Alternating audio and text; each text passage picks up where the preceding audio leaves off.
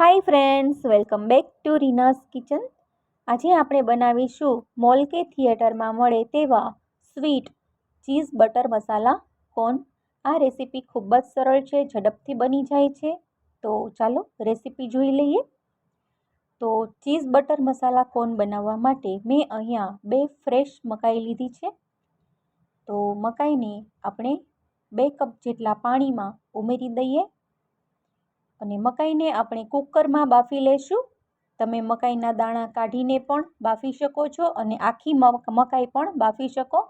હવે અહીંયા 1 ચમચી મીઠું ઉમેરી દઈ અને કુકરનું ઢાંકણ બંધ કરી દેવાનું અને કુકરને ગેસ પર ચડાવી અને 5 થી 6 વિસલ વગાડી લેવાની છે અને ગેસની ફ્લેમ મીડિયમ ટુ હાઈ રાખવાની છે.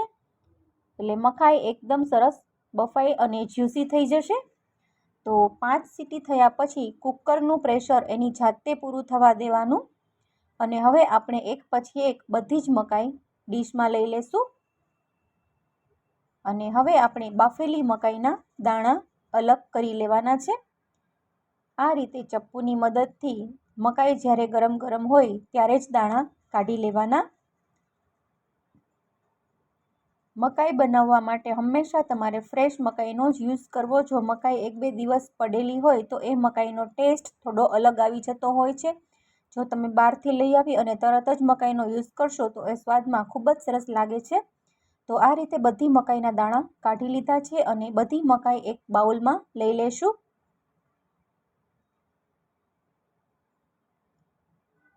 અને હવે આપણે તેમાં સરસ મજાની ફ્લેવર આપવા માટે 2 ચમચી બટર ઉમેરીશું.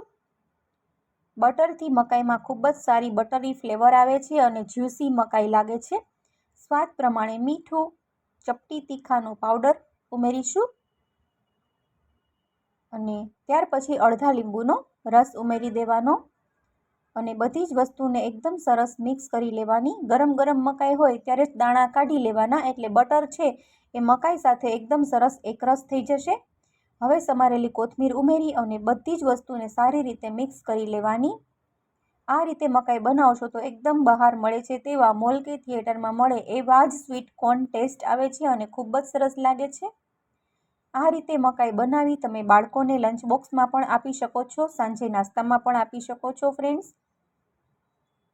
તો એકદમ સરસ બટર મસાલા મકાઈ બનીને બિલકુલ તૈયાર છે. જો તમારે ચીઝ ના ઉમેરવું હોય તો આ મકાઈ તમારે ચીઝ વગર યુઝ કરવી હોય તો તમે ખાઈ શકો છો. તો હવે આપણે મકાઈને એક બાઉલમાં સર્વ કરી લઈશું. તો હવે આપણે આ સરસ ગરમા ગરમ ટેસ્ટી મકાઈમાં એક વધારે મસ્ત ટેસ્ટ આપવા માટે એક આખી ક્યુબ ચીઝની ઉમેરી દેવાની. ચીઝ અને બટરનું કોમ્બિનેશન મકાઈ સાથે બહુ જ એટલે બહુ જ સરસ લાગે છે ફ્રેન્ડ્સ.